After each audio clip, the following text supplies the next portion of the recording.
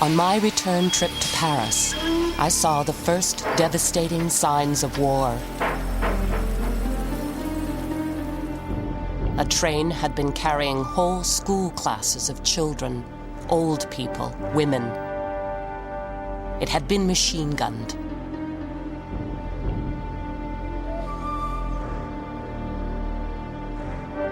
In May 1940, Gladys Arnold is the only Canadian reporter in France.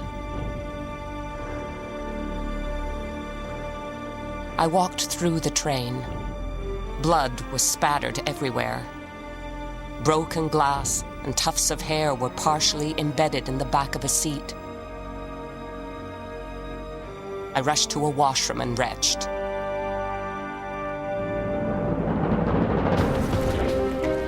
German dictator Adolf Hitler has launched his lightning war. Denmark and Norway are first to fall, then Holland, Luxembourg, Belgium. Now, France crumbles.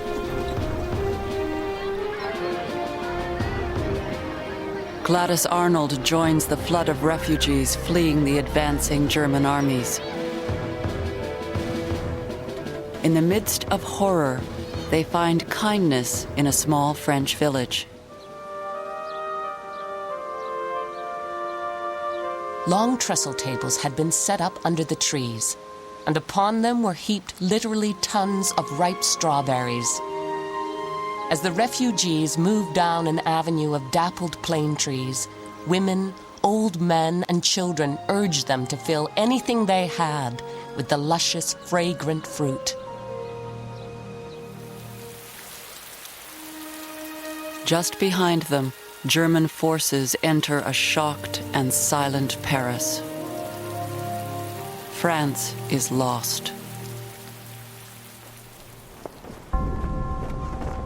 Gladys Arnold presses on to the port of Le Verdun and a scene of utter chaos.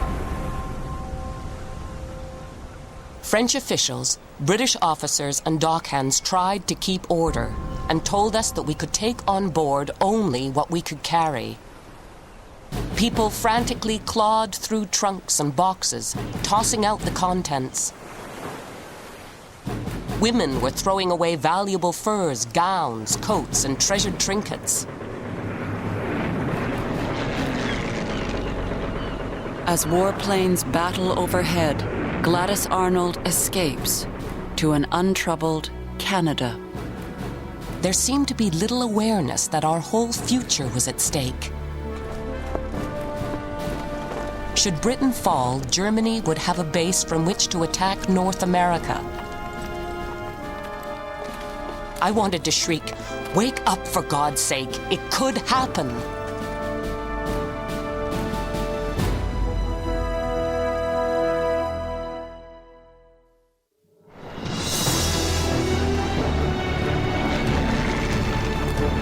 The war will transform Canada and its people. It will divide a country and unite a continent.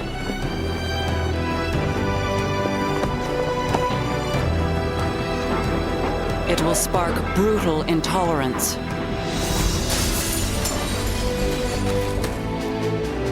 and momentous change. It is a story of triumph over tyranny, of unimaginable death and dislocation. For those who survive, it will bring unexpected promise and prosperity. A new Canada will be forged out of the fires of war, and a proud and confident nation will take its place on the world stage.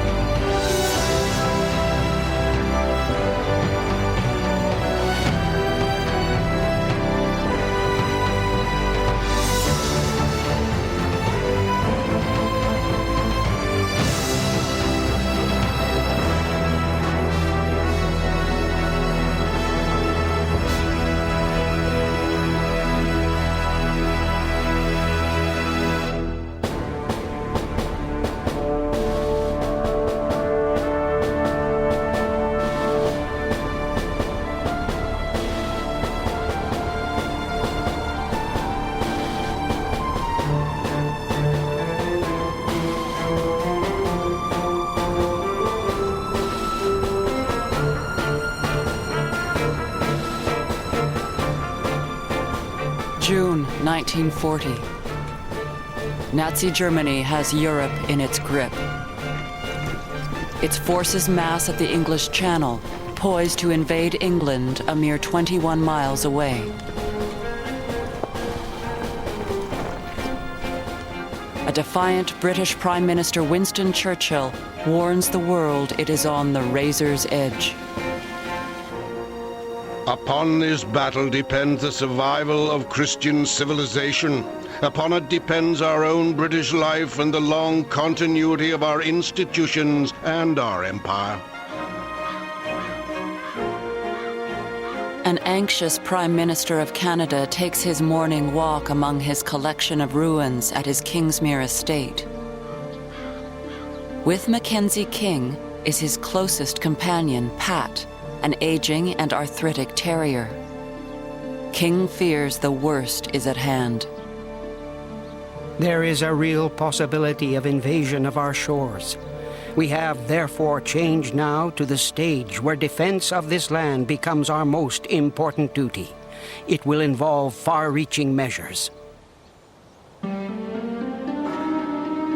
Once Britain's dependent colony, Canada is now its most important ally. 21-year-old Charlie Martin is of English stock. The farmhand from Long Branch, Ontario, enlists in the Queen's Own Rifles. There was a sense of fear. If not fear, alarm that a foreign power could approach or even invade Canadian soil. England might be next, and after that, what? Nobody expected to be home by Christmas.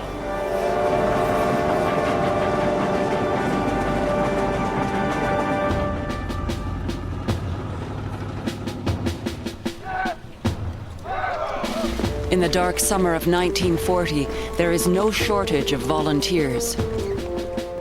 Women mobilize to defend the homeland. Many French Canadians sign up, although most regiments are English institutions in language and tradition.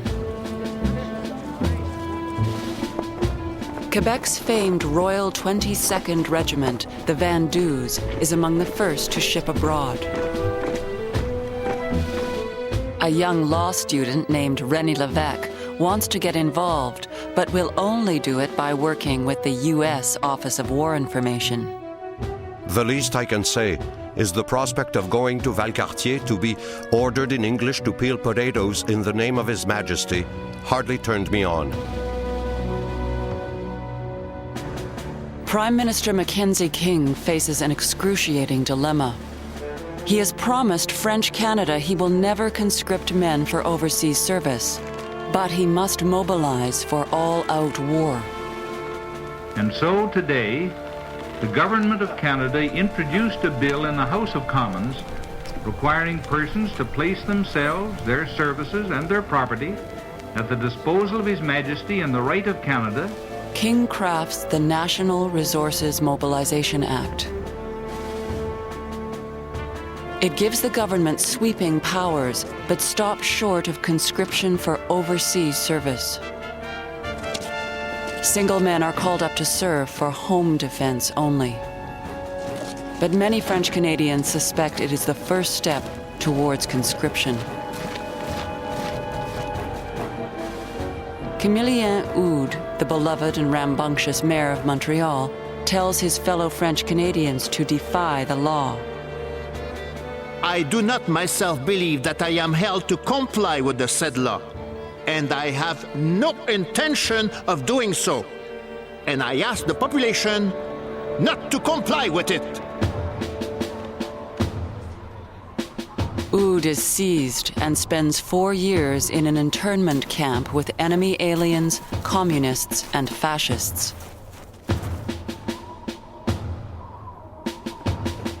Americans, too, are reluctant to become involved in the war. But President Franklin Roosevelt fears a British defeat and moves to secure his northern flank. He invites King to Ogdensburg, New York, for a private meeting. Roosevelt was sitting in a corner in his white suit, enjoying soda lemonade. He looked exceedingly well, was in a very happy mood. Roosevelt drafts an agreement. It establishes a permanent board responsible for the joint defense of the two countries. I questioned him as to the significance of the use of the word permanent. He said at once that he attached much importance to it. I said I was not questioning the wisdom of it, but was anxious to get what he had in mind. He said it should not be designed to meet alone this particular situation, but to help secure the continent for the future. For Canada, the world has changed. King tells Parliament Canada's future lies with America. The new arrangement is part of the enduring foundation of a new world order, based on friendship and goodwill. In the furtherance of this new world order, Canada is fulfilling a manifest destiny.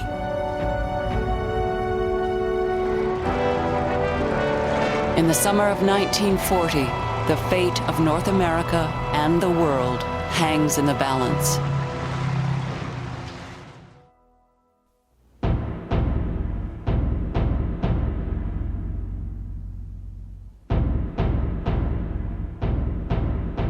I have decided to prepare and, if necessary, to carry out a landing operation against England. The aim of this operation is to eliminate the English motherland as a base from which war against Germany can be continued.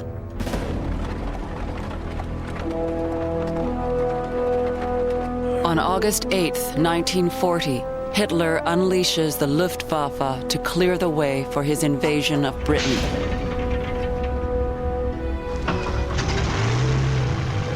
The Germans must destroy Allied air forces by the middle of September, or winter weather and tides will delay invasion until spring.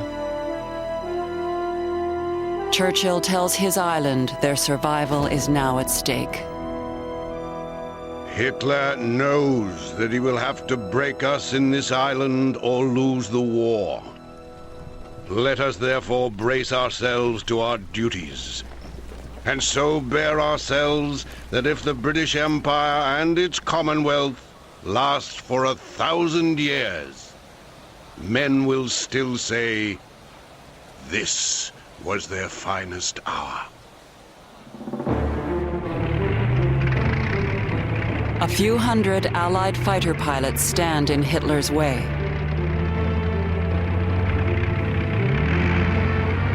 Among them, Montreal's Hartland de Monterville-Molson, Ottawa's Jean-Paul Deloge, and Ed Reynaud from Halifax.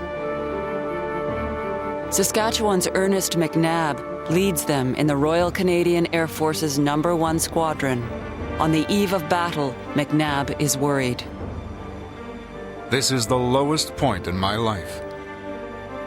I didn't think my men were ready for combat. They have spent only 20 hours in their planes.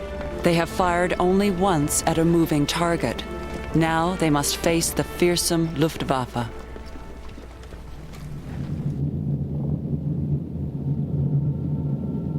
It is certainly an awful sight to behold those ugly black bombers in rank after rank.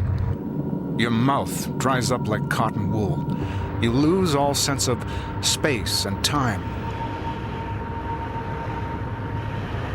We fought far above the clouds, in a world of our own, a world of freezing cold, of limitless space, traced with white plume trails of wheeling aircraft as they fought. It was like skywriting gone mad.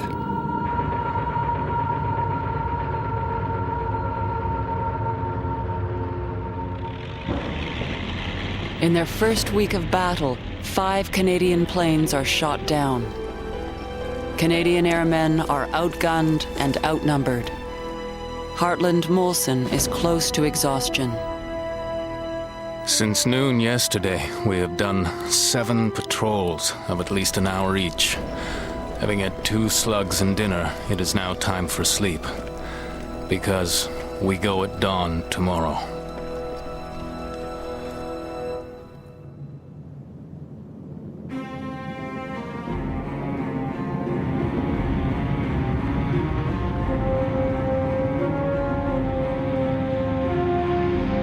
But on September 15th, the Luftwaffe has run out of time. Allied air forces must be destroyed that day.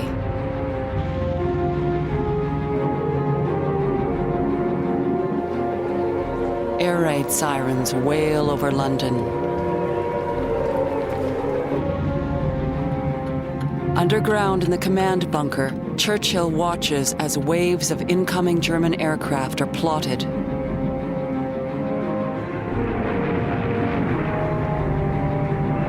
It is an all-out attack.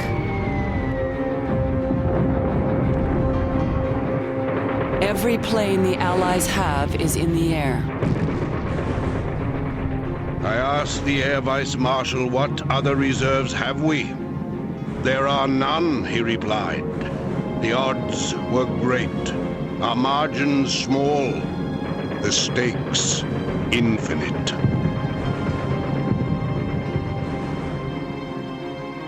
"4 miles above, Ernest McNabb and his young Canadians are in the middle of the fateful battle. There were more than 1,000 aircraft in the sky. There was as much danger of colliding with another fellow as there was of being shot down. I counted 9 aircraft falling at one time, and there were parachutes everywhere. It was a terrific spectacle. The world waits.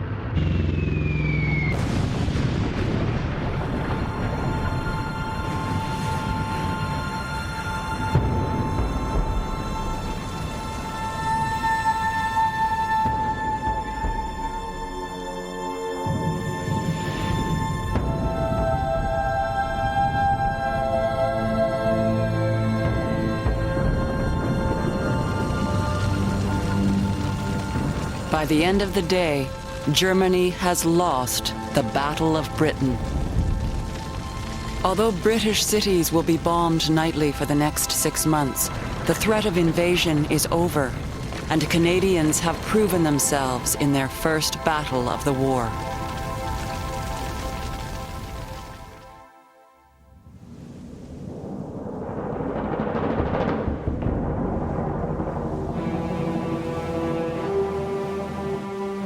At dawn, in December 1940, a German submarine torpedoes the British freighter Western Prince.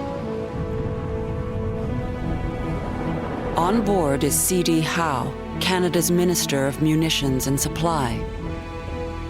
He is left floating in an open lifeboat in the icy North Atlantic. There's little chance of rescue. In Ottawa, the Prime Minister contemplates losing the man he considers most valuable to the war effort. Throughout the day, I have been turning in my mind possible men to take his place, but I can think of none.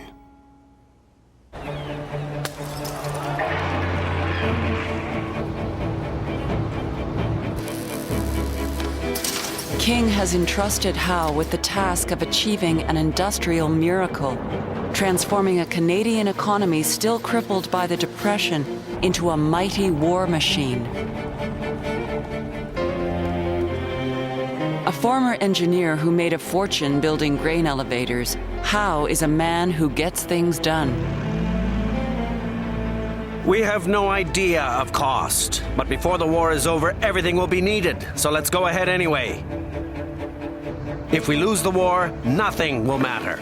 If we win the war, the cost will still have been of no consequence and will have been forgotten. He assumes near dictatorial powers. He tells business what it will produce, how much, how fast, and where. In 1940, the Allies need fighter planes. Howe entrusts this critical job to an unlikely figure. She likes to cook, plays bridge, knits, and likes afternoon teas. James Montagnes, The New York Times. Her name is Elsie McGill. Her grandmother was a suffragist, her mother a judge. McGill has overcome crippling polio to become Canada's top aeronautical engineer. Cancar on Lake Superior had built railway boxcars. Now they have 1 year to build a plane they have never seen before. McGill must design the machines that will manufacture 60,000 different parts. Each must be perfect. They were designed so the parts would fit together like a child's mechano set. Parts from one airframe are interchangeable with those of another. You can see how useful this would be when they are repairing an airplane damaged in action. 1 year later, the first Hurricane rolls off the line. McGill becomes a war hero, a symbol of the miracle of Canada's wartime transformation. A comic book devoted to her exploits is created by the Americans.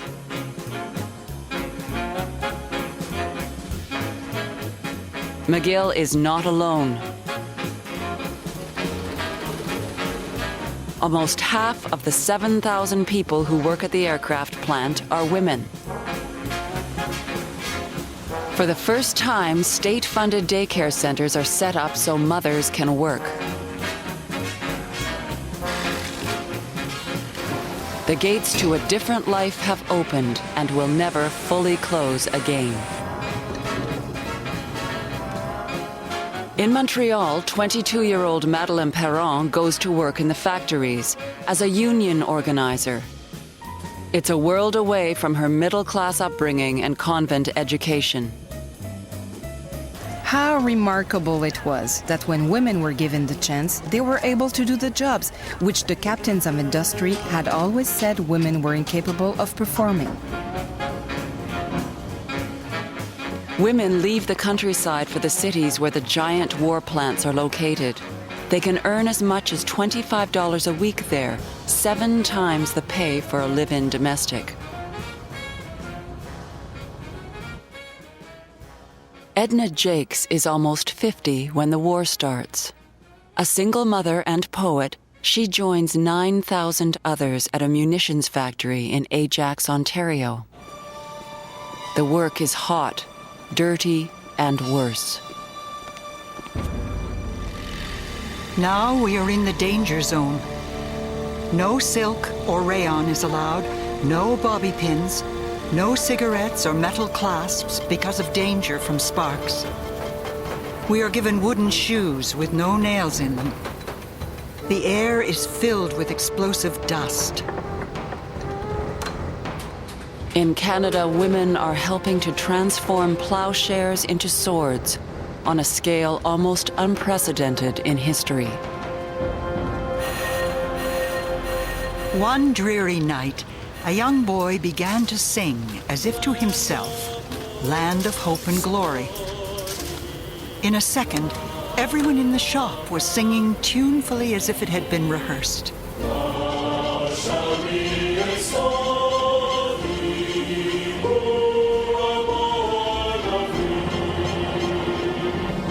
Up to the long white ceiling the song floated, and down the glistening hallways, and behind it the click of steel on steel, the whine of the presses, and the sound of the levelers tamping the powder.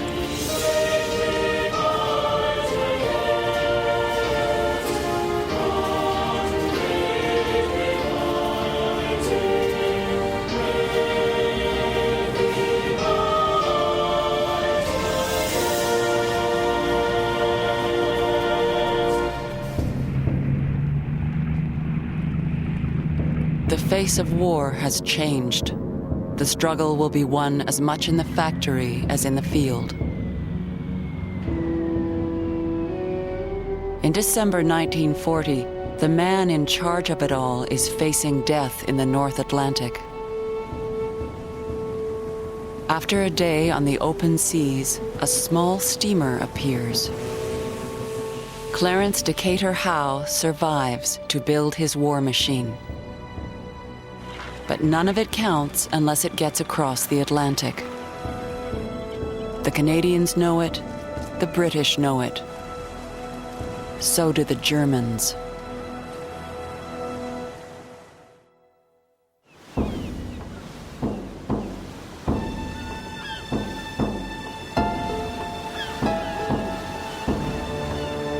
The seas are infested with deadly hunters.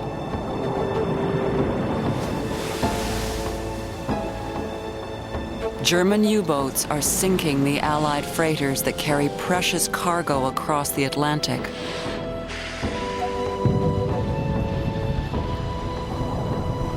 They intend to strangle Britain into submission.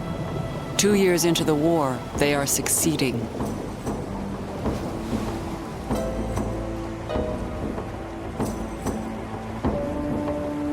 "20-year-old Frank Curry signed up during the first fever of mobilization. Now the prairie boy from Winnipeg finds himself part of the longest naval battle in history.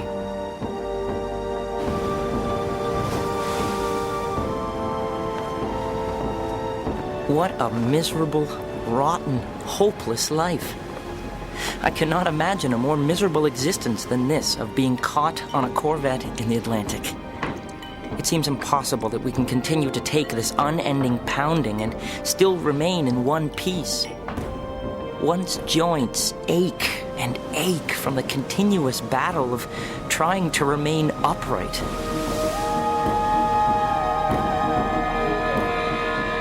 On board, 100 men crowd into space built for fewer than 50.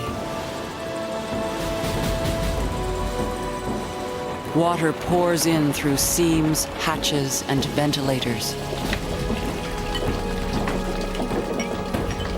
Mess deck is a terrifying place to venture near. Knee-deep in seawater, tables smashed, clothes floating around in it, breakfast stirred in, the crew in an almost stupor from the nightmarishness of it all. If they could only portray all this in their recruiting posters.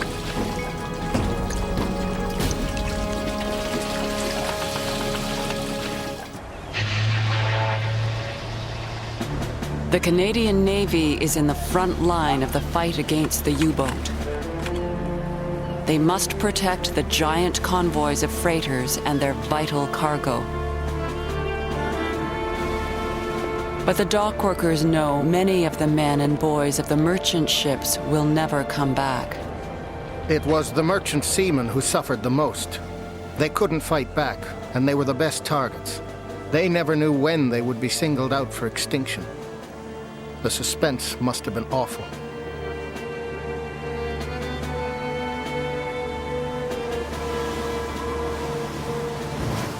The trip across the Atlantic is slow and treacherous. In defiance of security rules, Frank Curry keeps a secret diary. December 1941. Mountainous seas are breaking completely over the ship, and it is turning into massive coatings of ice as it hits. We are sheathed in 16 inches of ice. I do not know what keeps us from going to the bottom of the Atlantic.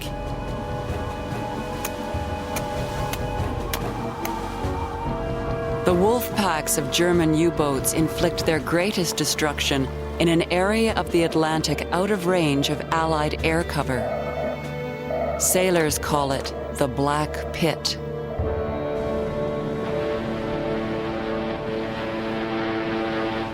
Sunday, May 10th, 1942. Sharp alteration of course on emergency signal. 6 to 8 German U-boats in pack formation laying across our course.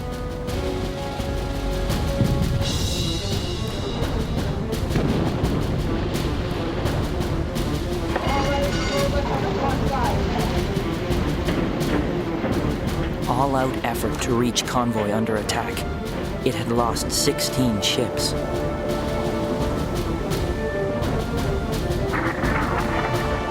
Sunday, May 17th, 1942. We lost a ship on the far side during the night. Nothing we could do about it. Terrible feeling of helplessness.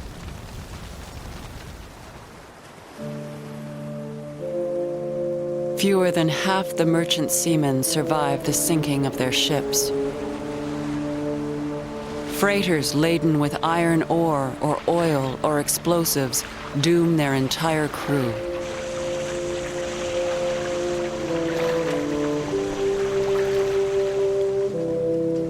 "3,650 sailors and merchant seamen perished during the war. Those who return safely also pay an awful price.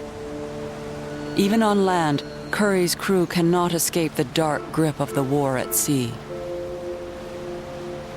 Half the crew took to the streets and battled amongst themselves in a wild, terrifying night.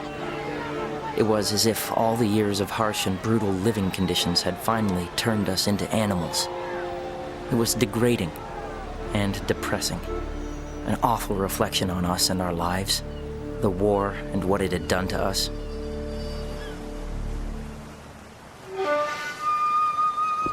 At the end of 1941, the war widens and tolerance becomes its casualty.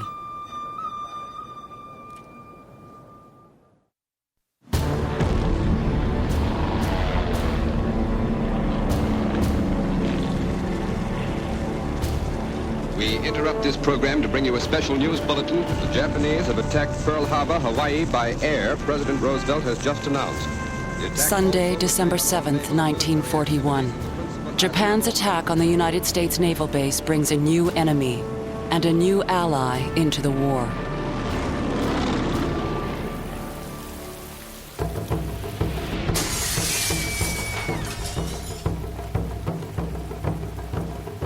On Canada's west coast, it ignites years of smoldering fear and resentment against Japanese Canadians.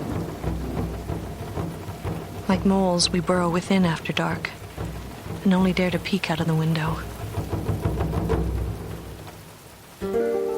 Muriel Kitagawa is Canadian by birth, as is her husband Eddie and 4 young children. But she tells her brother, who is away at medical school in Toronto, that they are no longer wanted in their own country. Dear Wes, BC is falling all over itself in the scramble to be the first to kick us out from jobs and homes. It has just boiled down to race persecution, and signs have been posted on all highways. Japs, keep out.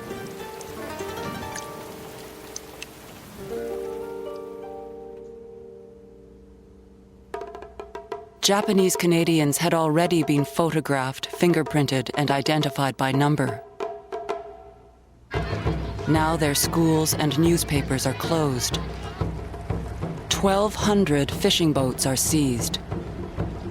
Sawmills, hotels, and the Canadian Pacific Railway fire Japanese Canadian workers.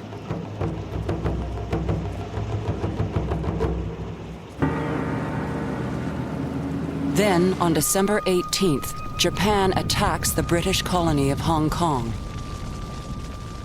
Most of the 2,000 Canadian soldiers defending the island are killed, wounded, or taken prisoner. The news of Hong Kong feeds growing anger and panic. So too does this wartime propaganda film produced by the National Film Board. The soldiers of the rising sun are little men, quick and wiry. Their uniforms are slovenly. Their faces, even in the heat of battle, are tawny masks, blank, expressionless. They believe that they have embarked upon a holy war. British Columbia prepares for an attack.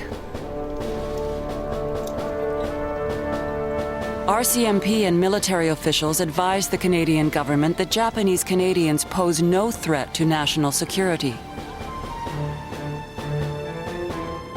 But the press and the public demand action. Ian Mackenzie, the federal cabinet minister from British Columbia, pushes the cabinet into action. It is the government's plan to get these people out of BC as fast as possible. It is my personal intention, as long as I remain in public life, to see they never come back here. Let our slogan be for British Columbia, "No Japs from the Rockies to the seas."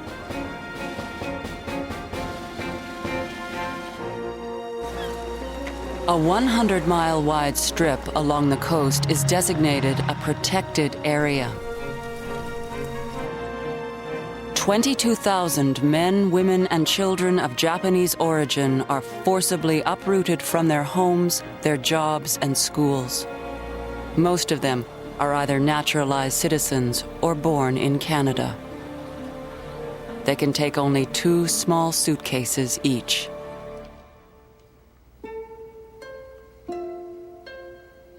Believing they will return, their valued possessions are carefully wrapped and stored.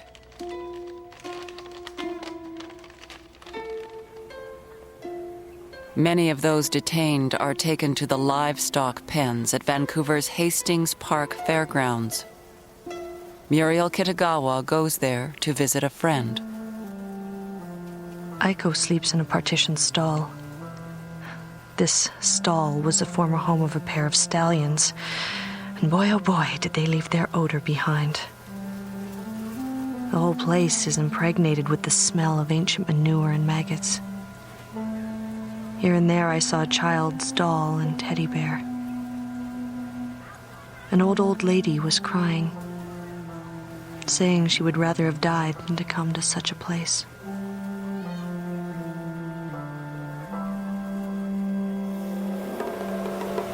After months in animal stalls, they are shipped on sealed trains to the interior. Families are separated. Men to road and lumber camps. Women and children to shanty towns in the British Columbia wilderness. Their new homes are tents, tar paper huts, and crude shacks. In January 1943, the Canadian government authorizes the sale of all the properties of Japanese Canadians. Homes, cars, businesses are sold for a fraction of their worth. The lives they have built in Canada have been erased. Kitagawa rages against her government. The bitterness, the anguish is complete. You who deal in lifeless figures, files, and statistics could never measure the depth of hurt and outrage dealt out to those of us who love this land. It is because we are Canadians that we protest the violation of our birthright.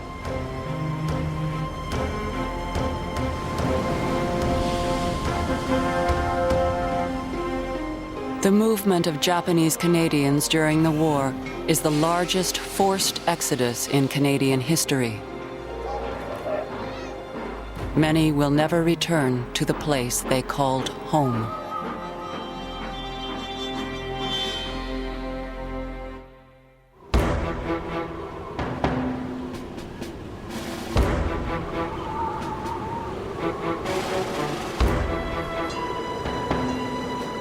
The winter of 1942 brings bitter news. The Allies are losing the war in Russia, North Africa, and the Pacific. And at home, an old conflict has returned.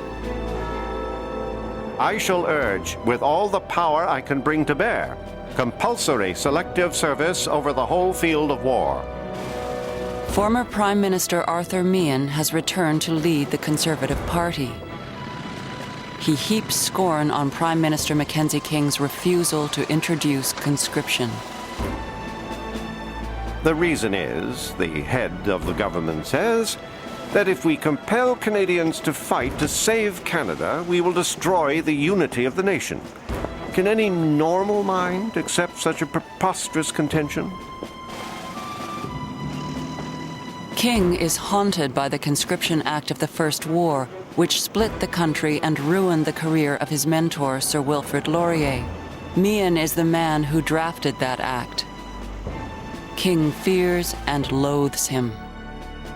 I am getting past the time when I can fight in public with a man of Meehan's type, who is sarcastic, vitriolic, and the meanest type of politician. 200 prominent industrialists, community leaders, and clergy meet in Toronto to form the Committee for Total War. Although there is no shortage of soldiers, French Canadians are not signing up at the same rate as English Canadians. James Duncan, president of Massey Harris and a veteran of the First War, denounces those who do not accept the need for conscription. I cannot help but marvel at the blindness that has struck them.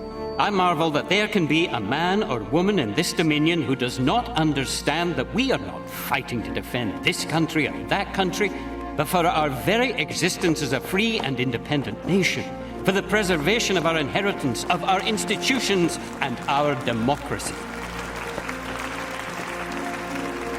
The group known as the Toronto 200 demand immediate conscription. English-language newspapers led by the Globe and Mail take up the cause. King tries to buy time. He announces a plebiscite that will ask Canadians to release his government from its no conscription promise. He hopes to defuse his political opponents, but he has lit a fire in Quebec. André Laurendeau is the editor of the journal L'Action Nationale. At the age of 29, he is already one of French Canada's most important thinkers. He voices their sense of betrayal. French Canadian nationalists are opposed to the very principle of the plebiscite. They deny the government the right to ask the majority to cancel a promise made to the minority. They repudiate the validity of the Canadian response in advance.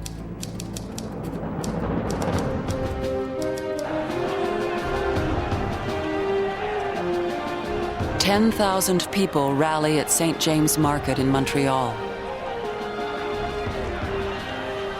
Labour, farm, youth, and community groups have formed La Ligue pour la Défense du Canada. They are joined by Quebec's elite.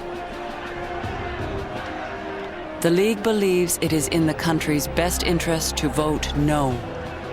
A small country of 11 million inhabitants cannot be the arsenal of the democracies and the allied nations, and, at the same time, an inexhaustible reservoir of fighting men. Canada has no right, let alone obligation, to sabotage itself. In the street, loudspeakers are drowned out by passing streetcars. The crowd grows angry. When police arrive, a riot breaks out.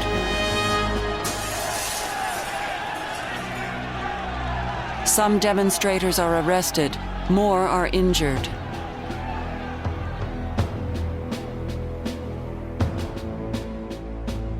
In Quebec, many newspapers fear the loss of government advertising and do not support the no side. The publicly funded Radio-Canada refuses to give the League airtime. Government ads brand the no side as traitors. English Canadians thought we were traitors who hadn't the courage to fight. We saw in them the horrible embodiment of might makes right.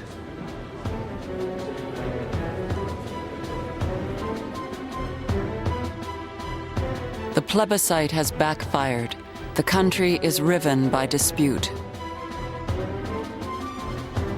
On April 27th, Canadians cast their ballots.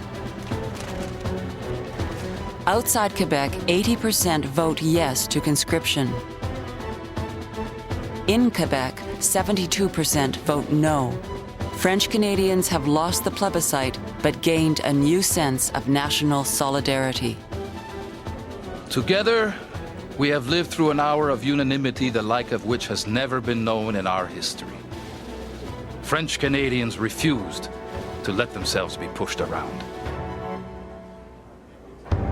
Mackenzie King does not intend to introduce conscription.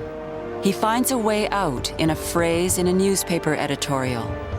Not necessarily conscription, but conscription if necessary. He adopts it as his slogan. The crisis has passed for the moment.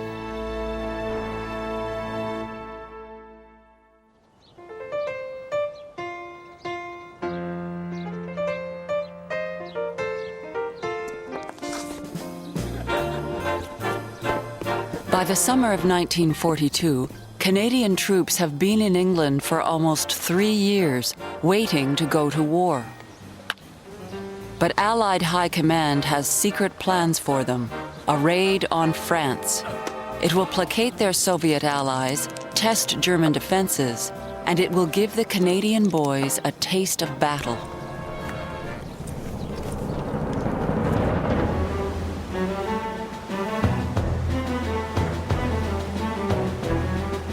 On August 19th, 1942, 5,000 Canadian soldiers are heading for a small resort town on the French coast.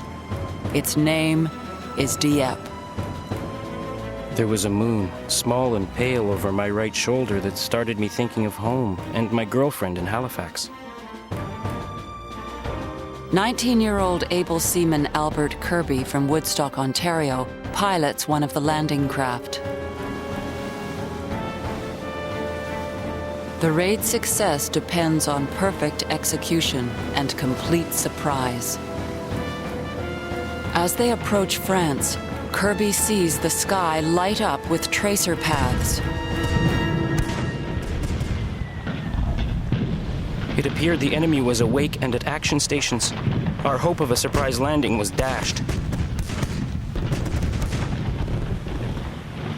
The plan has already gone awry. At sunrise, Captain Denny Whitaker of the Royal Hamilton Light Infantry lands on the beach.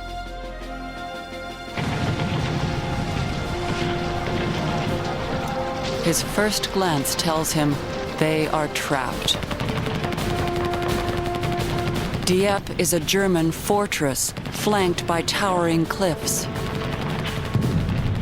Sea and air bombardments have done only minor damage. The Germans are waiting for them. Bullets flew everywhere. Around me, men were being hit and bodies were piling up one on top of the other. It was terrifying.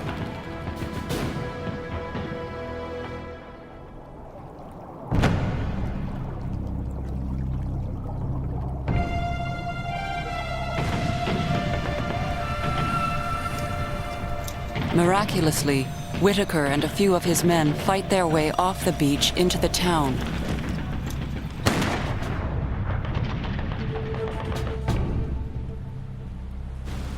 On the command ship, out in the English Channel, Major General Hamilton Roberts thinks his troops have penetrated German defenses. He orders his reserves to land. It is a fateful mistake.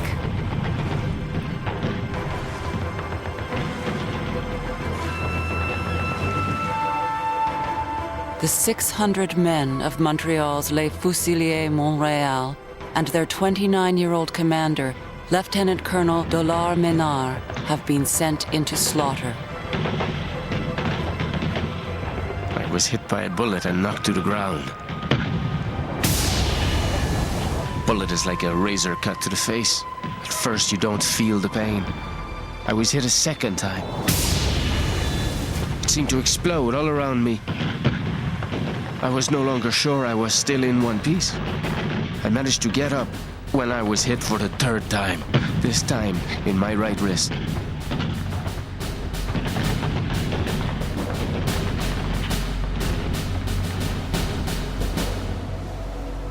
Three hours later, the order to retreat is finally given. Captain Denny Whitaker must lead his men back through the inferno of the beach. 200 of them will not make it. The worst part was the dash for the boats amid a hail of bullets and mortar or shell fire. I expected every step to be my last.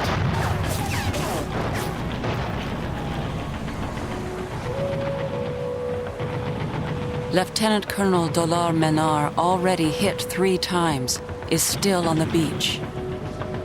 I was hit in the right leg just below the knee, but I continued on.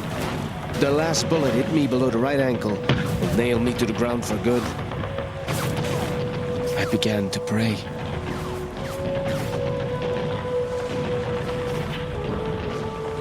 He is dragged, unconscious, to safety. As the men flee for their lives, crews from the Department of National Defense film what was supposed to be the propaganda film of 1942. Canadians will never see it. Fewer than half of the Canadian soldiers who embarked for France returned to England.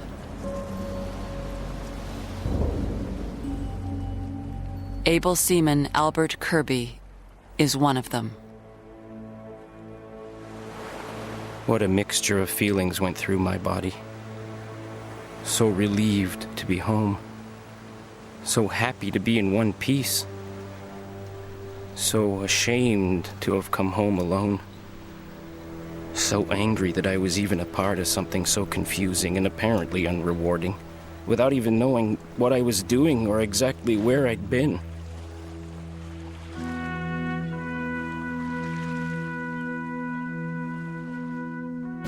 At home, headlines proclaim the success of Dieppe.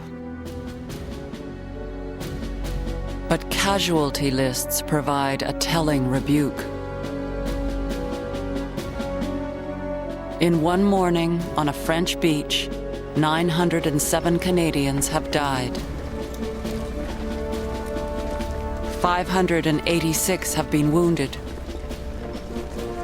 1,856 will spend the rest of the war in German POW camps. That August, a small burial service is held in England. Canadian General Andrew MacNaughton makes a pledge to his dead young soldiers. Boys, you will not be forgotten. You will be avenged. I promise you.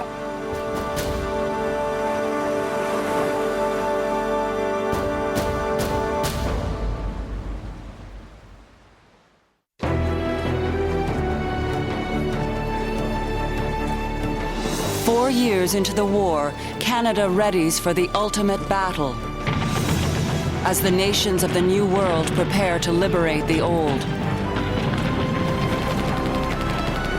At home, a prairie preacher wins a historic victory. In Ottawa, the government teeters on the brink of collapse. The war will fuel the hopes of many. It will crush the dreams of others.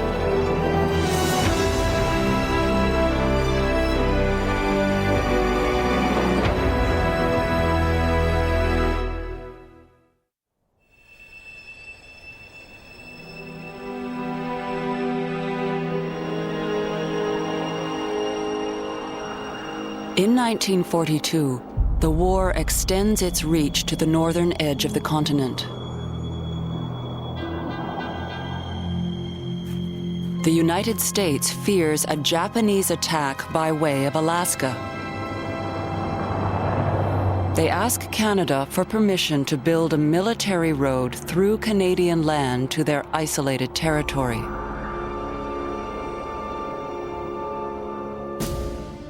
Prime Minister Mackenzie King agrees, but he's beginning to have doubts about his country's new best friends.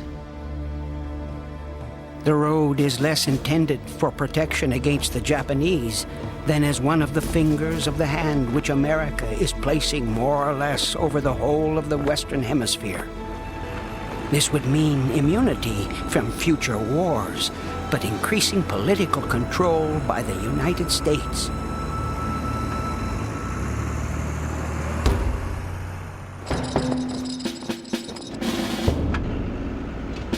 $11,000 American troops arrive in Canada's north.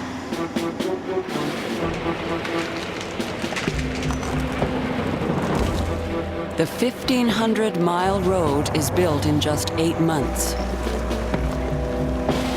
It is an astonishing display of muscle and might. America's highway to Alaska changes the face of the North and the lives of the people who live there.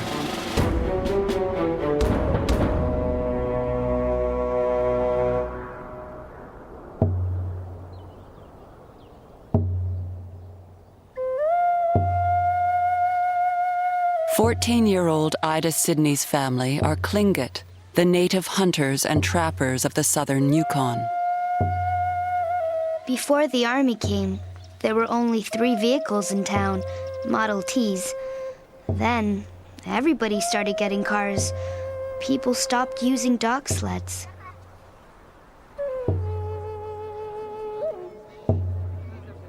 The highway destroys their traditional hunting grounds and trap lines. It shatters the isolation of their native communities. Measles, dysentery, influenza, and meningitis spread. Villages are quarantined, but disease claims hundreds of victims, including Ida's 8-year-old sister.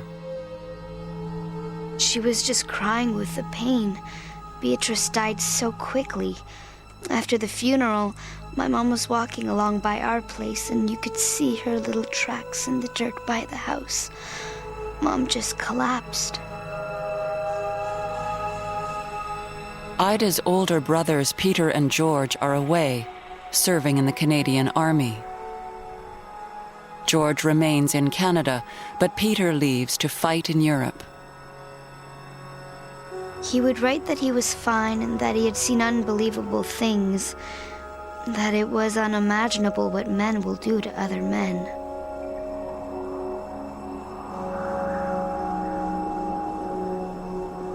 At home, too, the war brings sacrifice and secrets. The United States needs 60 tons of uranium for a new and powerful weapon. They ask Canada to secretly provide it from an isolated mine on Great Bear Lake in the Northwest Territories. Young Dene men are recruited to work at the mine. They call the black ore the money rock. They are paid 32 cents an hour to haul sacks filled with uranium ore to barges for the trip south. Paul Baton works for 3 months in clouds of radioactive dust. I was coated like flour in radium dust as it leaked from the heavy bags on my back. During the long barge trips, we would sit and sleep on the sacks. The dust would get into your clothes, your hair, mouth, and hands. In Ottawa, mining officials are warned that exposure to radium dust is harmful. That information is kept secret.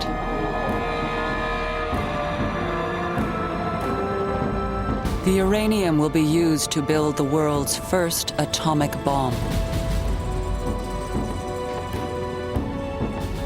And the Dene town on the shores of Great Bear Lake will become known as the Village of Widows, because so many of the men die of cancer.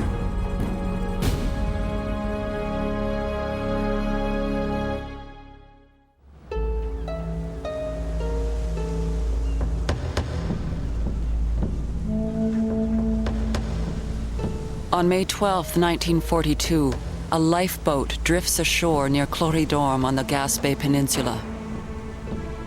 In it are 60 survivors from a British freighter, the Nicoya.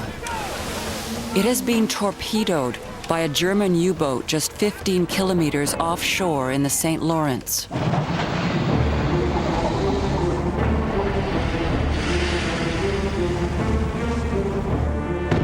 The war has come home.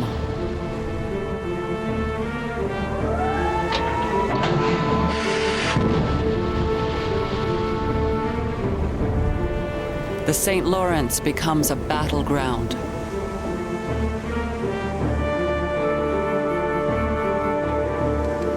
Lifeboats and debris wash up on the beaches.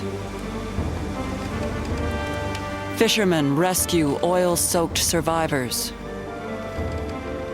The public clamors for protection, but the Canadian Navy is unable to stop the attacks.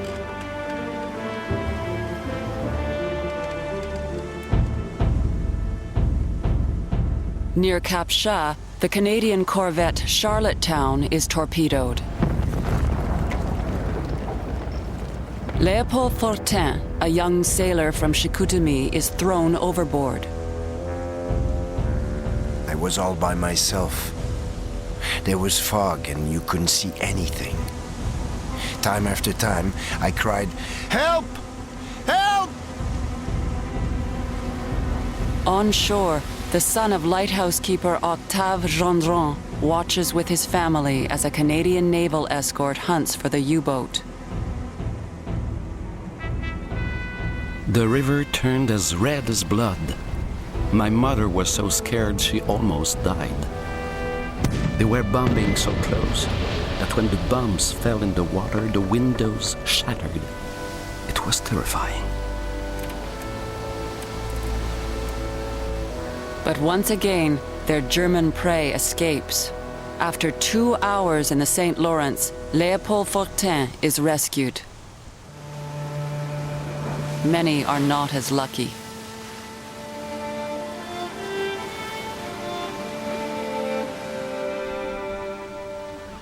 That fall, a ferry, the SS Caribou, is crossing the Gulf of St. Lawrence.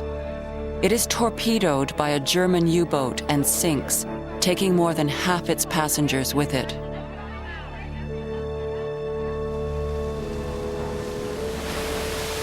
In total, the attacks in the St. Lawrence claim the lives of 258 men, women, and children. The war has become as real for Canadians at home as for the men overseas.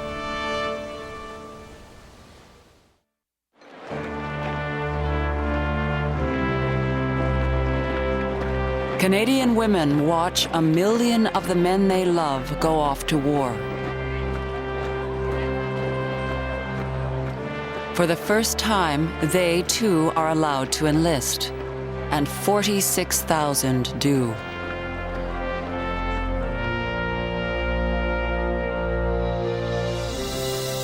Over 5 years, Canada's 11 million people raise $8.8 billion to finance the war.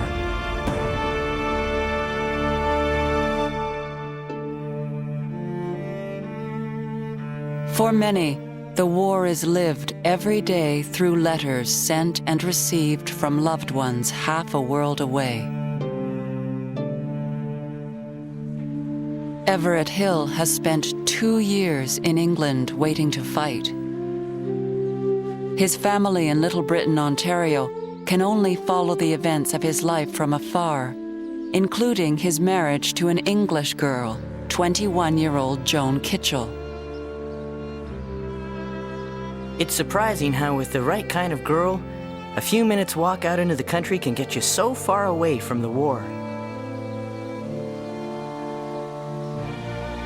Everett confides to his sister Velma.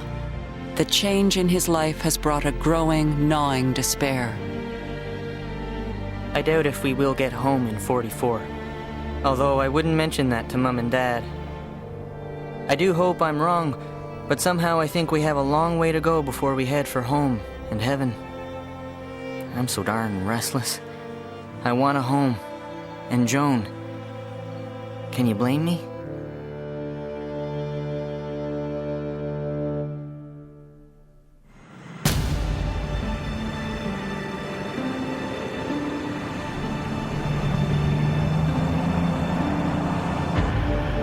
After 3 desperate years, the Allies are on the attack in North Africa, in Russia, and in the air.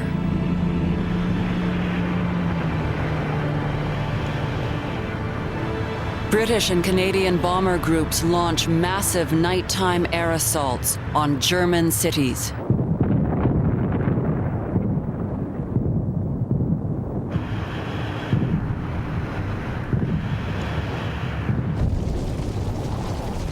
They are the most deadly of all Canada's battles.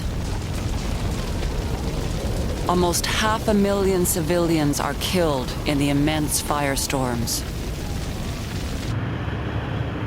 And almost 10,000 Canadian airmen die on the bombing runs.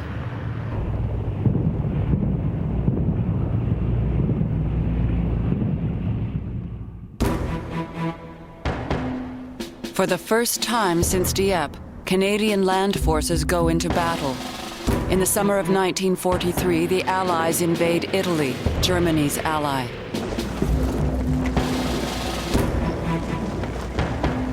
That December, the Canadians are ordered to take the Adriatic port that opens the way to Rome. Ortona will be a brutal testing ground for Canadian soldiers.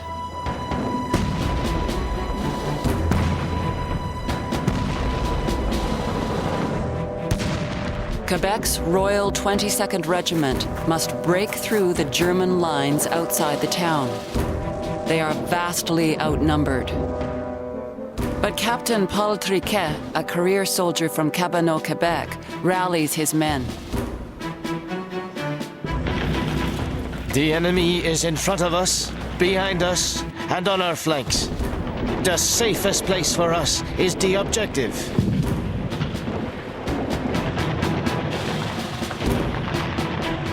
They claw their way to a clump of farmhouses known as Casa Berardi. The Germans lay siege. Only 9 of Triquet's 81 men survive. My men were more than brave. They obeyed when all seemed lost, and died with rage in their hearts at not being able to do more. For his bravery, Triquet wins the Victoria Cross. The Canadians enter Ortona 4 days before Christmas. Hitler orders his elite German paratroopers to defend the town at any cost, and they do.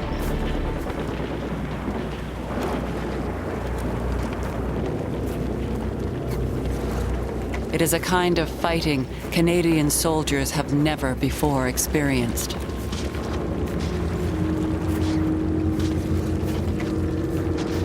Major Jim Stone is with his home regiment, the Loyal Edmontons. It was by guess and by God, mostly. Every situation you were confronted with, you handled it right there. It took us quite a while to learn to keep people off the streets, because the streets were the killing ground. Every street is a trap, every corner an ambush. The Canadians blast their way forward through the houses of the town. They take Ortona room by room. A soldier from Toronto, armed with watercolors, documents the fighting. But Charles Comfort can make no sense of this battle of dynamite. Tired, drenched, and mud-covered men tunneled their way from one house to the next like demon moles.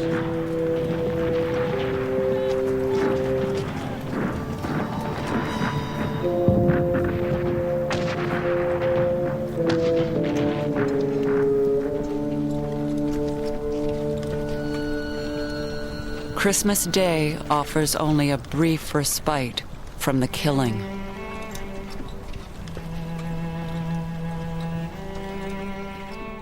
Silent night, holy night, we sang. It was indeed the holy night, wrenched and distorted with flame and dreadful sound, far from the peace and tranquility that frames the story of Bethlehem.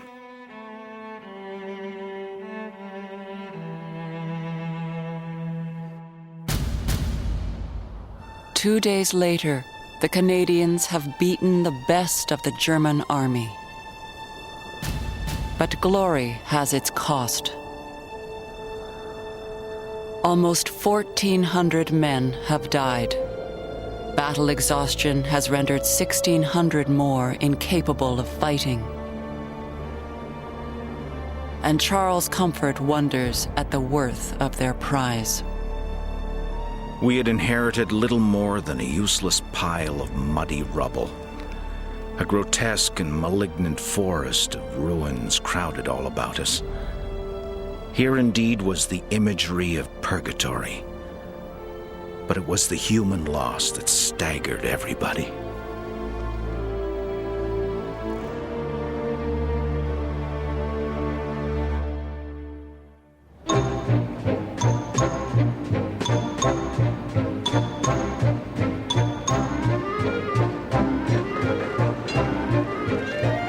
The war has made Canada prosperous.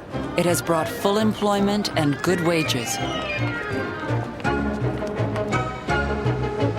And it has made people think differently about what governments can do. In Montreal, the young union organizer Madeleine Perron watches the change. Throughout the Depression, our governments acted as though they were powerless to combat unemployment, to develop any decent welfare, health, or even educational services. And yet, almost overnight, this weak, obsolete, sluggish structure that was Canada's economy was transformed as Canada revved up to become the arsenal of the Allies.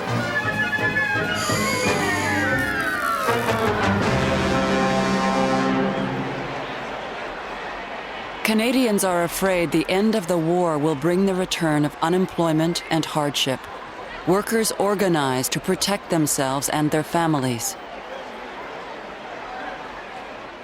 One opinion poll shows the Socialist Cooperative Commonwealth Federation, the CCF, is the most popular party in Canada. In 1943, people are no longer afraid of left-wing ideas. A call goes out to Canada. It comes from out the soil. Come and join. In Saskatchewan, a Baptist preacher turned politician leads the provincial CCF. Tommy Douglas believes that government has a responsibility to improve the lives of ordinary people. The Liberal Party is more committed than ever to a policy of laissez-faire, a policy of every man for himself, as the elephant said when he was dancing among the chickens. And that's a good policy if you happen to be an elephant. It's a little tough on you if you happen to be a chicken. The war has pushed farm production up, but kept prices low. One bad crop can mean losing the family farm to the bank. And Douglas knows a trip to the hospital can mean destitution. Again and again we would leave someone sitting in the hospital waiting room while we went out and borrowed or begged a few dollars here and there till we'd make up enough to pay the bill. I buried a young man in Griffin and another one at Pangman who died because they hadn't the money to get proper care. I buried a good many people that I knew, some of whom I loved.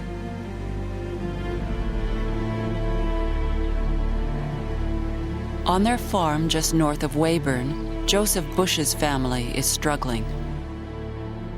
18-year-old Joe Jr. is doing what he can to help. We were in debt pretty bad from the 30s. Things were at a standstill. I mean, nothing was moving forward.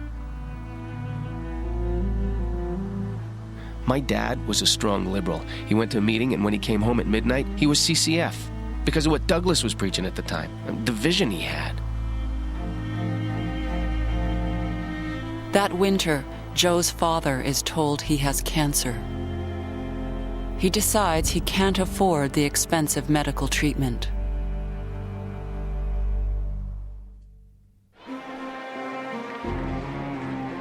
In the spring of 1944, a provincial election is held. For Douglas, it is a call to arms. This is the greatest political battle you and I have ever witnessed, because the outcome may decide our way of life for the next quarter of a century. The country's biggest companies launch a vicious campaign. They claim a CCF government will take people's homes, their savings, their children, even their freedom. Mortgage companies threaten farmers with foreclosure if a CCF government is elected. Every newspaper in the province supports the ruling Liberals. 2 days before the election, Douglas tells people the fight for freedom must be won here as well as overseas. This is no time for the weaklings who are willing to become apologists for big business. These are times that call for men of courage and women of vision to strike a blow for our economic emancipation. Come on, farmer, soldier, laborer, from the mine and factory, and side by side you'll swell the tide. CCF to victory!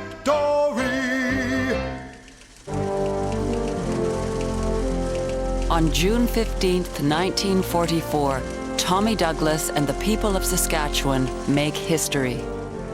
The first socialist government in North America is elected. Douglas brings in free hospital care for pensioners, those on government support, and cancer patients.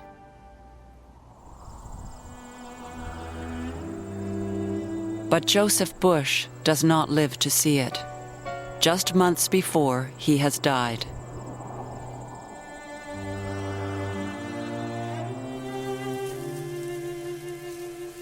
In Ottawa, Prime Minister Mackenzie King is worried that the end of the war will bring the return of the Depression, and he fears the rise of the CCF. Ottawa civil servants have already produced a blueprint for Social Security and post-war reconstruction. Mothers will receive a family allowance for every child. Workers and their unions will get improved legal rights.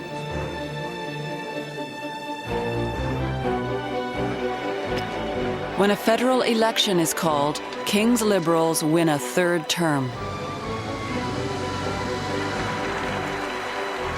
King has stolen the CCF's thunder. Modern Social Security has been born. But none of it will matter unless the war is won. In the spring of 1944, the Allies prepare to take back a continent.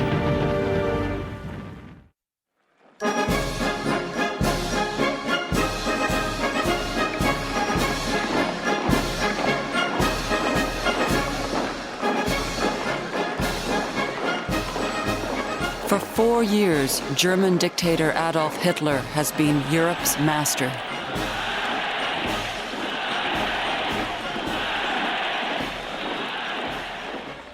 In England, Everett Hill is still waiting for his war to begin. I'm to become a daddy in August. Bet you have a hard time getting over that shock. Joan and I really don't want much, sis, but it seems as though we are to be denied that for some time to come. But someday, this will all be over.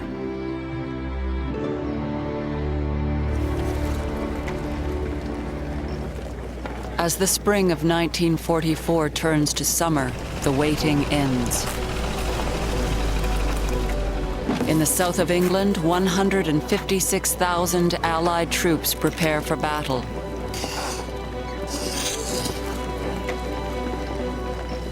"15,000 Canadian soldiers are among them.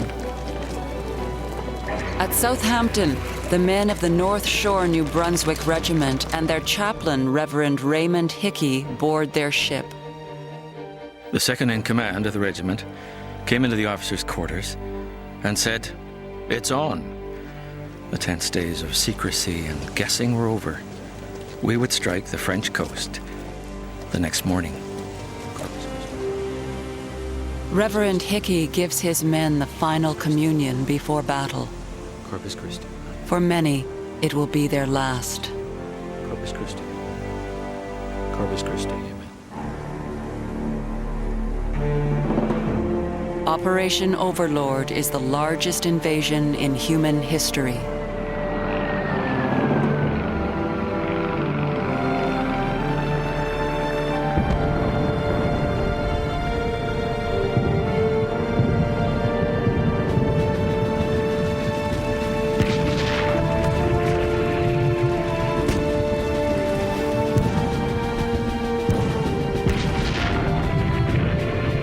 On Monday, June 6, 1944, the Allies cross the English Channel.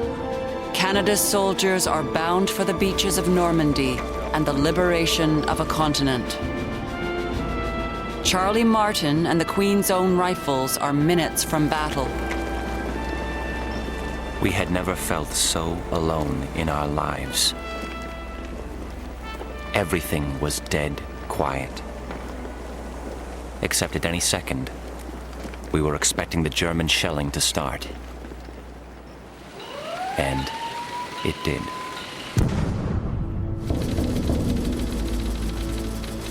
Under the command of General Eisenhower, Allied naval forces, supported by strong air forces, began landing Allied armies this morning on the northern coast of France. The news is electrifying.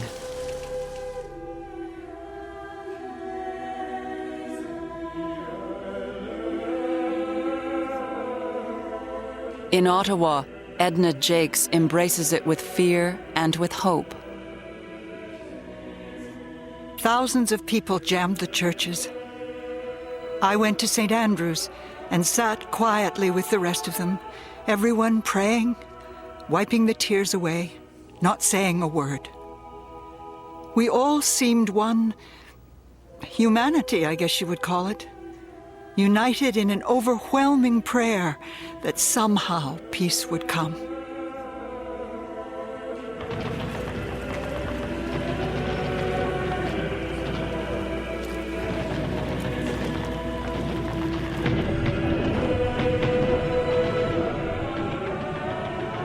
D-Day is a triumph for Canadian soldiers. They advance farther than any other Allied force. It is triumph won in blood. During the first 6 days on French soil, almost 3,000 Canadians are killed or wounded. Near the town of Carpiquet, the North Shore's Reverend Raymond Hickey returns to a scene of battle. You could fancy how the wheat field had been just like any of our wheat fields back home. But now the wheat was trampled into the earth. The ground was torn with shell holes, and everywhere you could see the pale, upturned faces of the dead. Carpiquet was a graveyard of the regiment.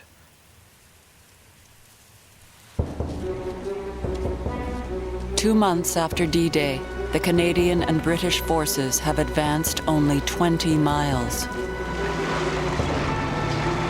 To the west, American troops break out. Hitler orders his 7th Army to pursue them. He has ordered them into a giant pocket.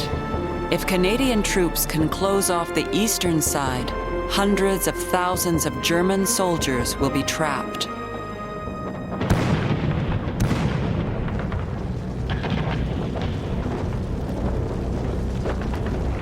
The pocket becomes a seething cauldron of death and desperation. German soldiers battle towards the opening and safety.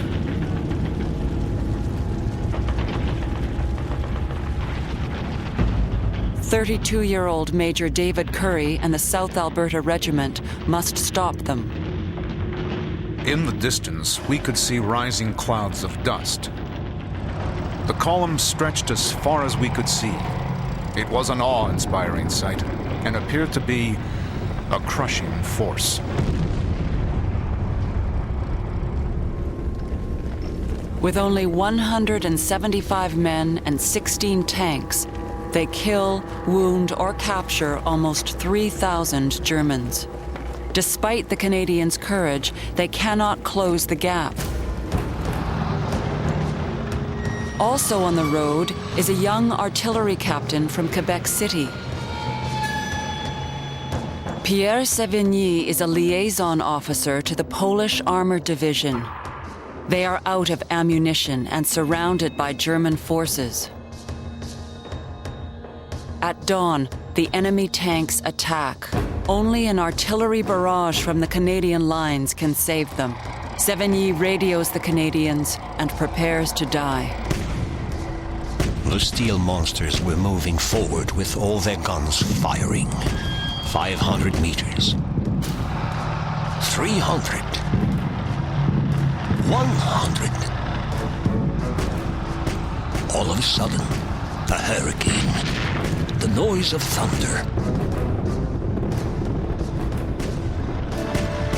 The earth was quaking. Our guns were firing. We were saved.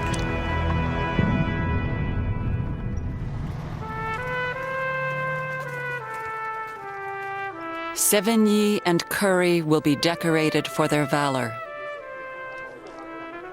The Battle of Falaise is over. Charlie Martin will never forget its horror. The sunken roads were littered every foot of the way with corpses and burned equipment. In the heat of August, it did not take long for the bloating to start. The stench made us sick. During the summer of 1944, the Germans have lost 400,000 men. Of 20,000 Hitler youth who marched into Normandy, only 300 are left. The German army in Normandy has been decimated. At the farm in Little Britain, Everett Hill's sister Velma writes him. Dear Everett, hiya kid, how goes it? Mother just phoned to say she had a letter from you saying that you were somewhere in France. I've been afraid of that for some time. Hope it will soon be all over so you can pick up Joan and beat it for Canada. I'll keep my fingers crossed for you.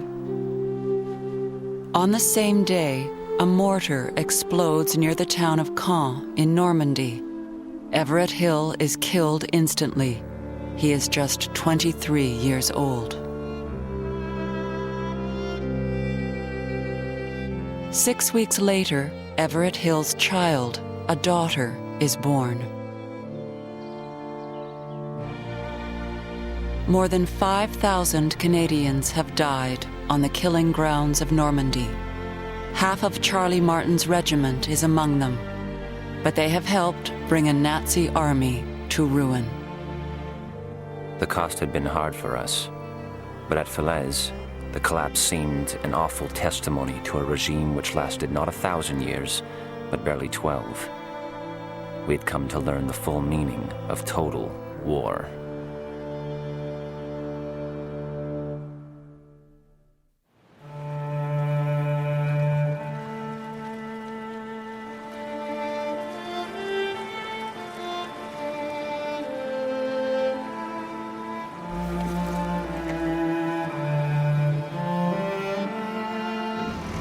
In September 1944, Canadian troops have reached Holland's Scheldt estuary. They are in their 4th month of fighting. The grim campaign through northwest Europe is taking longer and costing the lives of many more Canadians than expected. At home, support is growing for conscription.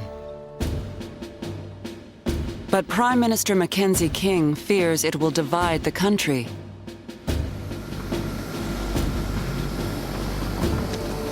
The Minister of National Defense, Colonel James Leighton Ralston visits Europe to personally investigate reports that Canada is running out of soldiers. Casualties are rising. Units are under strength and exhausted. Ralston is shaken. He tells his aide-de-camp he has made a fateful decision. He would either force the government to bring in overseas conscription, or he would resign. He had me draft a signal to send to the Prime Minister requesting the earliest possible meeting with the cabinet. King will know what that means, he said quietly.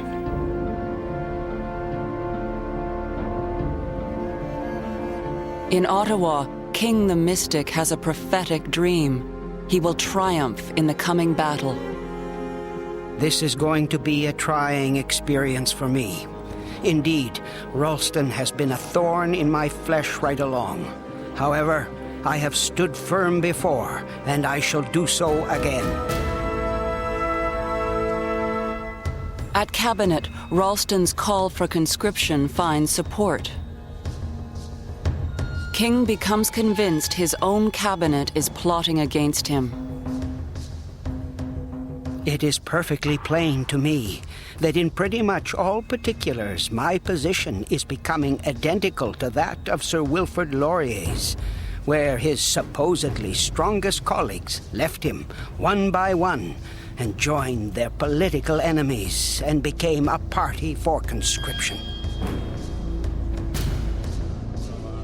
But King has an ace up his sleeve. Retired General Andrew MacNaughton. The immensely popular MacNaughton assures King conscription is unnecessary. He is certain he can convince enough men to enlist voluntarily. King forces Ralston out and appoints General MacNaughton the new Minister of National Defense. But MacNaughton's rejection of conscription is considered a betrayal of his own men. When he tries to raise recruits near Ottawa, he is booed and pelted with debris. The effort is in a shambles. The country is on the verge of crisis.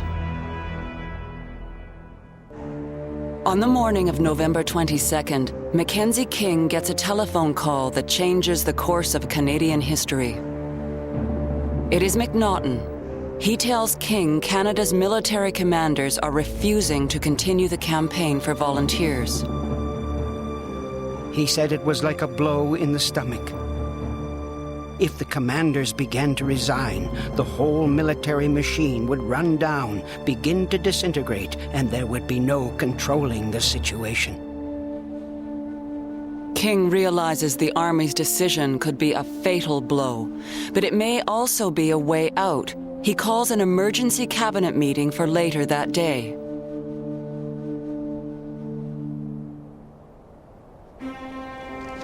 Unbeknownst to King, 6 of his most powerful ministers, including C.D. Howe, have decided to break with the Prime Minister. At a secret meeting before Cabinet, Minister of Mines Thomas Crerar draws up the plan of action.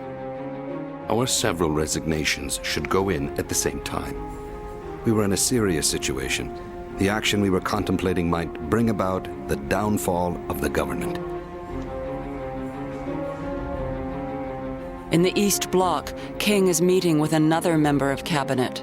King has changed his mind. He has decided to introduce conscription. But he must obtain the support of Justice Minister Louis Saint-Laurent.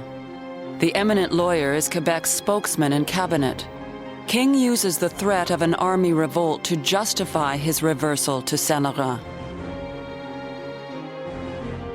I spoke of how impossible government, law, and order might become. He was very much perturbed. Saint-Laurent spoke of it as raising serious questions of relations of army with government. Very serious, if there was anything in the nature of a palace revolution. King's fate rests in Saint-Laurent's hands. He decides to support King and conscription. King announces he will send 16,000 of the men trained for home defense to fight overseas. Some protest the decision, others desert. 2,400 of them reach the front line. By the time they get there, they are no longer really needed.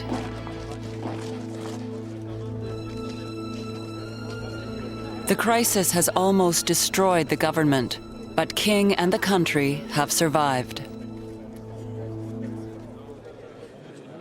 In Quebec, André Laurendeau expresses a grudging admiration. He knew the trick of holding a vast, divided country together. Like a diligent tailor, each night he mended the wear and tear of every day. He sewed and darned and redarned so much and so well that the cloth more or less held together. If he had disappeared, a reign of violence would have followed.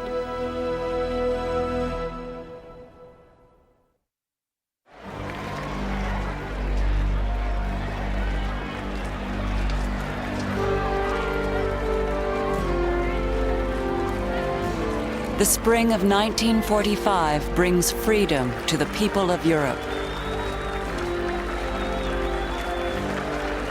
The Dutch embrace their Canadian liberators with overwhelming joy and gratitude.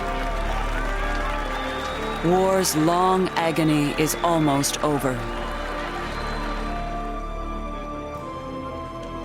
Of the 400 young men he signed up with 5 years earlier, Charlie Martin is one of only a handful still in active combat. But in Holland, he is raked with machine gun fire. Martin is carried to base hospital and surgery. When he was working on my arm, I came to for a few seconds, looked down at what he was doing and said, "Don't take it off." The doctor shouted, "More ether." Then I passed out for good.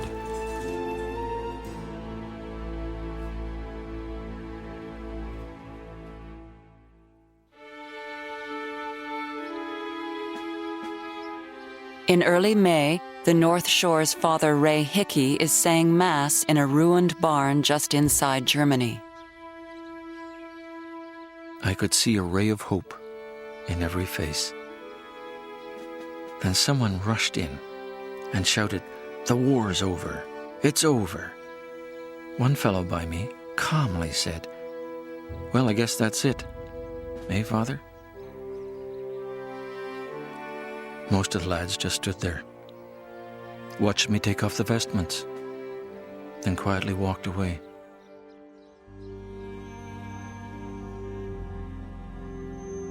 René Levesque ends his war as the senior correspondent to the U.S. 7th Army. As Allied armies march through a vanquished Germany, they find unimagined evil. Levesque is with the Americans when they liberate the Nazi death camp at Dachau. I felt as if I were in another world. This was not a chance mishap, but the systematic death machine. A truly scientific industry of elimination. A hell fabricated with great care. We couldn't believe what we saw.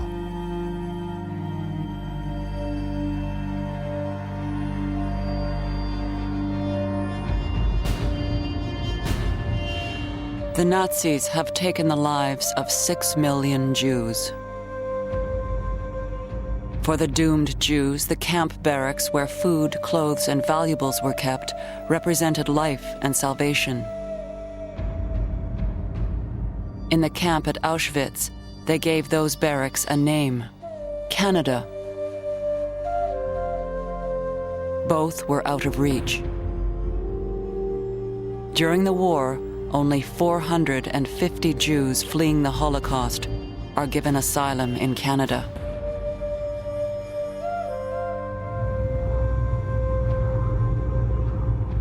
Three months after the defeat of Germany, the end of the Second World War is heralded with indescribable horror in Japan. On August 6th, the Americans dropped the world's first atomic bomb on Hiroshima.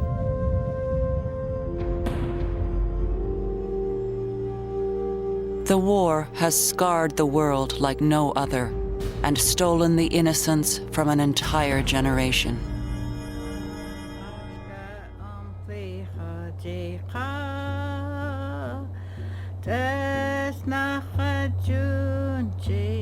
In the Yukon village of Carcross, Angela Sidney welcomes her son Peter home with an ancient Tlingit song about separation and safe return.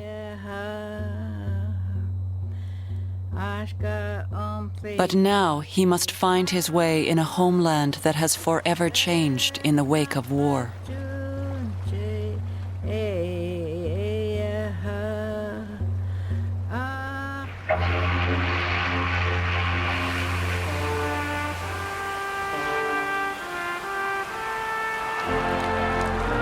For thousands of young Canadians, it is time to come home and to hope for a better future.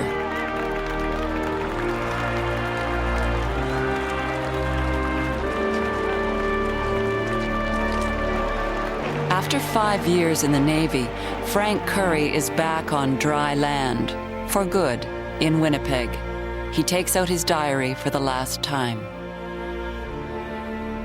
Quite a day in anyone's life to arrive back in one's hometown after a terrible war.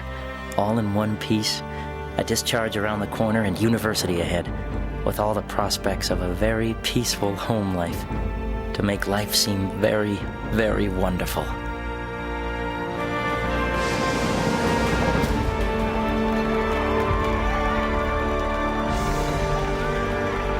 For some, coming home will mean distinguished careers. In the military, for Dieppe hero Dolar Menard. In business and politics, for Pierre Sévigny. After years of war, Charlie Martin returns to Canada with both arms and a heart full of hope. There was a whole new world to be faced by riflemen and hundreds of thousands of others. We had fought to preserve one world.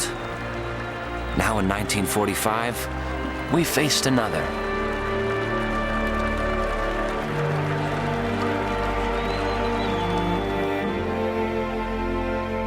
Joan Hill arrives from England at the farm in Little Britain in Ontario. She introduces 19-month-old Lynn Everett Hill to her grandparents, aunts, and uncles. Everett Ivan Hill's story does not end with the war. His wife and his daughter and his grandchildren would come to call Canada home.